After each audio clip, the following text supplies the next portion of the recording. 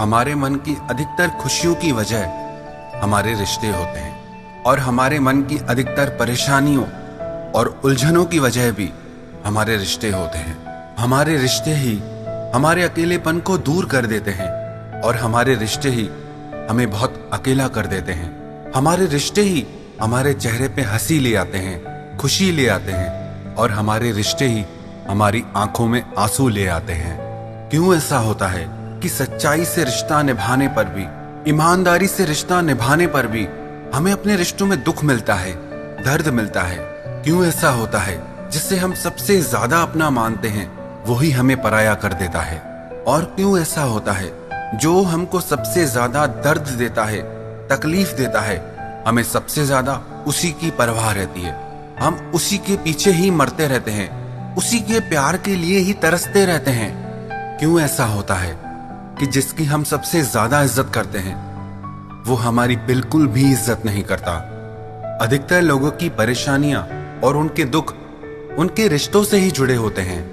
याद रखना एक बात, कोई रिश्ता कितना भी प्यारा क्यों ना हो, कोई इंसान कितना भी आपको अच्छा क्यों ना लगता हो, पर अगर आप उस रिश्ते में ये 5 गलतियां करते हैं तो आपको उस रिश्ते में दर्द के अलावा और कुछ नहीं मिलेगा, तकलीफ के अलावा और कुछ नहीं मिलेगा। सबसे पहली, never beg for anyone to stay in your life. कभी किसी इंसान के आगे गिड़गिड़ाना मत कि वो तुम्हारी जिंदगी में तुम्हारे साथ रहे, तुम्हें छोड़ के ना जाए। जब आप ऐसे भीख मांगने वाली और गिड़गिड़ाने वाली परिस्थिति में आ जाते हैं तो आप उसकी क्या, अपनी ही नजरों में गिर जाते हैं। अगर आपको किसी के आगे गिड़गिड़ाना पड़ रहा है, भीख मांगनी पड़ रही है कि वो आपको छोड़ के ना जाए, आपकी जिंदगी में आपके साथ रहे, इसका मतलब वो आपके साथ रहना ही नहीं चाहता। अगर वो सच में आपके साथ रहना चाहता तो आपको इतना तड़पना ही नहीं पड़ता। जो आपको छोड़ के जाना चाहता है या जो आपको छोड़ के चला गया, उसके पीछे कभी मत जाना, क्योंकि उस रिश्ते में आपकी वैल्यू कभी नहीं हो सकती और आपको वहां से सिर्फ दर्द मिलेगा। दूसरी बात, never beg for anyone to talk to you. कभी भी किसी इंसान से इस बात के लिए मत लड़ना, मत गिड़गिड़ाना कि वो आपसे बात करे, आपको टाइम दे। जिससे आपसे सच में प्रेम होगा ना, उससे आपको टाइम मांगना नहीं पड़ेगा, बात करने के लिए कहना नहीं पड़ेगा। वो अपना सारा टाइम अपने आप आपको दे देगा, वो खुद आपसे बात किए बिना नहीं रह पाएगा। अगर आपको मर मर के किसी से बात करने के लिए उसका टाइम मांगना पड़े कि मुझसे बातें करो, मुझे वक्त दो, इसका मतलब उससे अपना टाइम आपके साथ स्पेंड करने में कोई इंटरेस्ट नहीं है। और ऐसे रिश्ते के पीछे जाकर, ऐसे इंसान के पीछे जाकर आपको सिर्फ दर्द मिलने वाला है, आपको आंसुओं के सिवा और कुछ नहीं मिलेगा। तीसरी बात, never beg for anyone's love, attention and care.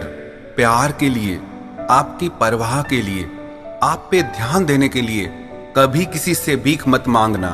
ये चीजें ऐसी हैं, ये या तो अपने आप मिलती हैं या नहीं मिलती हैं। ये मांगने से कभी नहीं मिलती। जिससे आपसे सच में प्रेम होगा वो अपने आप आपको प्यार भी देगा, आपकी परवाह भी करेगा, आपकी इज्जत भी करेगा और आपका ध्यान भी रखेगा। और अगर आपको ये सारी चीजें मांगनी पड़ रही हैं, इसका मतलब कि उसके दिल में आपके लिए ऐसी कोई भावनाएं नहीं है जिसके लिए आप तड़प रहे हो, जिसे आप उस इंसान से पाना चाहते हो। इसीलिए रिश्ता चाहे कितना भी प्यारा क्यों ना हो, किसी के प्यार के लिए कभी भीख मत मांगना। चौथी बात, don't treat them like your priority if they treat you like an option.